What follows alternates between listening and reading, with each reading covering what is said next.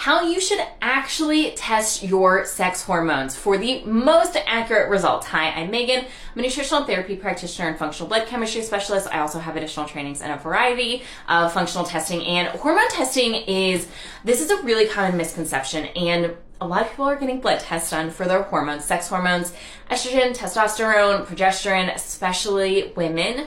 And here's the thing, blood tests are not great. They are not super accurate, and I want to explain why. I want to go over why we typically use a functional medicine test to test hormones, but also the bigger picture as to what's actually impacting hormones. So the issue with the blood test is, and I guess before that, so hormones are really sensitive. We, especially women, especially menstruating women, our hormones are changing throughout the day, sometimes throughout the hour. They come in waves and contract in waves. And so our hormone levels throughout the entire day are different, let alone on a day-to-day basis from our actual cycle.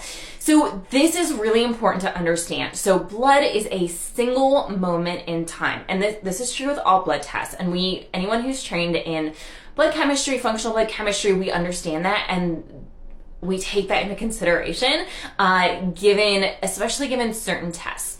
With hormones, this is really a big issue because we're not getting much of a picture when it comes to the hormones if we have this single moment in time. Our progesterone could be low in that moment, but that's because we're about to have a little bit more of an influx go on. And so this is why urine tends to be more valuable, because urine, even a single urine sample, is going to be several hours worth of data versus just blood is that one single moment. If we think of something like the Dutch test, which is pretty much the gold standard when it comes to hormone testing, the Dutch test is done several times throughout the day as well. And so that's also really valuable information for us to know that we're actually getting a really accurate picture. It's still on a single day, and there is a specific time frame that we typically recommend testing for a hormone test like this. But it's multiple times throughout the day, which is really important to understand. So we're getting an average of what your hormones are looking like throughout the day versus just that single moment in time with a blood test.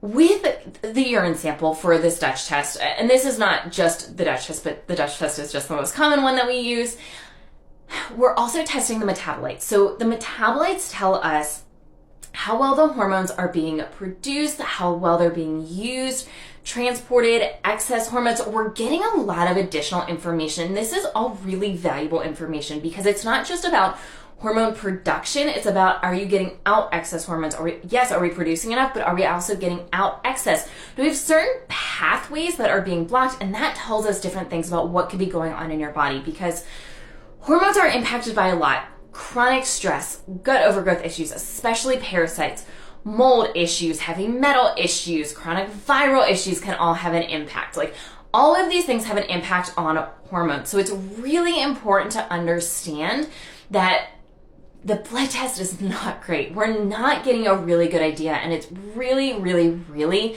needs to be taken with a super grain of salt when we're looking at hormones just that way. Now, not saying we never do that, but ideally we're going to run some sort of urine sample that's going to be multiple samples throughout the day, because this is going to give us the most accurate information, especially when we've got a lot of hormone imbalances.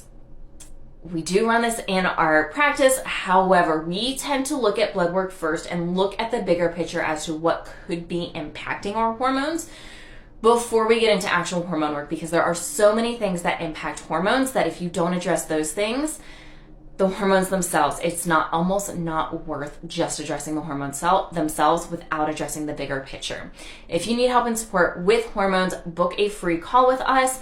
We're happy to chat with you more, dig into any current testing that you've already had done, and just give you some insight and some places to start. There's a link in our bio to book that free call.